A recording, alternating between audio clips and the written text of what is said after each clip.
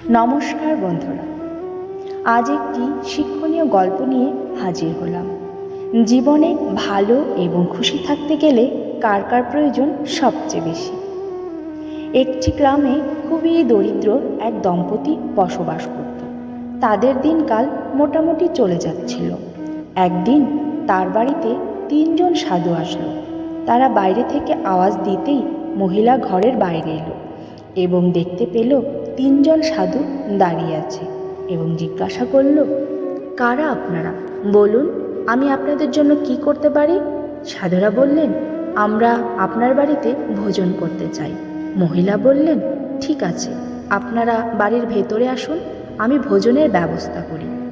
সাধুরা তখন বলল, মা, তোমার স্বামী কি এখন বাড়িতে রয়েছে? মহিলা বললেন, না, উনি কিছু সময়ের জন্য বাইরে গিয়েছেন, কিছুক্ষণ পরে আসবে।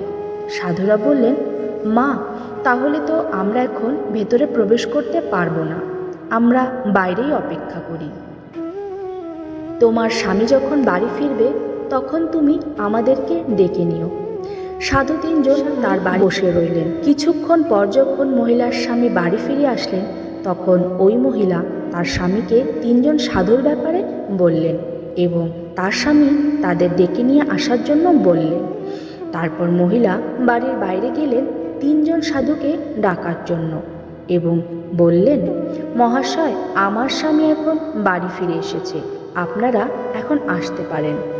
সাধু মহাশয়রা বলল, মা, আমরা 3 জন কখনোই একসঙ্গে কারো বাড়িতে প্রবেশ করতে পারি না, কারণ আমাদের 3 জনের মধ্যে প্রথম জনের নাম হলো ধন, দ্বিতীয় জনের নাম হলো সফলতা, আর তৃতীয় জনের নাম হলো প্রেম।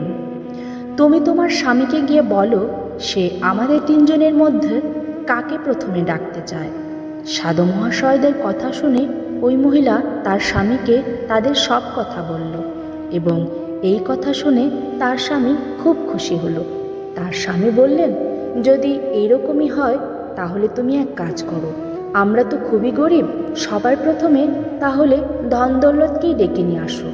সে এলে আমাদের বাড়ি ধন দৌলতে ভরে উঠবে আর আমরা ধনী হয়ে যাব।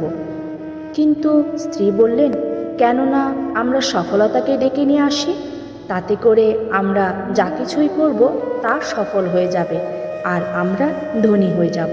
স্বামী বললেন, কথা তো তোমারও ঠিক, কিন্তু সফলতার পরিশ্রম করতে হয়, আর বিনা পরিশ্রমে কখনোই সফলতা অর্জন করা যায় না। সেই জন্য তুমি সবার প্রথমে ধন দৌলতকেই ডেকে নিয়ে আসো। এইভাবেই তাদের মধ্যে এই কথা নিয়ে তর্ক হতে লাগলো, আর তর্ক করতে করতে তাদের অনেক দেরি হয়ে যায় এবং শেষে তারা এই সিদ্ধান্তে পৌঁছায় যে তাহলে সাধু মহাশয়দের কাছে গিয়ে তাদেরকেই জিজ্ঞাসা করা, ধন ও সফলতার মধ্যে সবার প্রথমে কে আসতে চায়। তারপর ওই মহিলা বাইরে এসে তাদের জিজ্ঞাসা করল, ধন ও সফলতার মধ্যে যে প্রথমে আসুন। ওই মহিলার মুখে এই কথা শুনে 3 জন সাধুই একে অপরকে দেখতে লাগলেন আর কিছু না বললেই সেখান থেকে চলে যেতে লাগলেন। তাদেরকে চলে যেতে দেখে মহিলা বললেন, আরে, আপনারা এভাবে চলে যাচ্ছেন কেন? একটু থামুন। সাধু মহাশয়রা উত্তর দিলেন, মা, আমরা 3 জন সাধু এভাবেই সবার দুয়ারে দুয়ারে যাই আর সবার বাড়িতে প্রবেশ করার চেষ্টা করি। যে ব্যক্তি লোভের বশে ধন ও সফলতাকে ডাকে তাহলে আমরা সেখান থেকে ফিরে যাই, আর যে ব্যক্তি তার বাড়িতে প্রেম ও ভালোবাসার বাস চায় তাহলে আমরা 3 জনই প্রবেশ করি। সেই জন্যই বলা হয়, যেখানে প্রেম থাকে ধন ও সফলতার অভাব হয় না।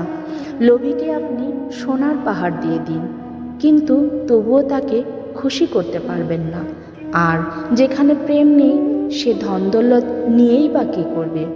প্রেম ছাড়া ধনের কোনো মূল্য থাকে না, যেমন মৃতদেহ। তেমনি যেখানে নিজেদের মধ্যে কলহ বিবাদ থাকে সেখানে ধন ও সফলতা কখনোই আসে না। তাই সার কথা এই যে আমাদের সবার নিজেরা নিজেদেরকে ভালোবাসতে হবে, পরিবার, আত্মীয় স্বজন সবাইকে ভালোবাসতে হবে।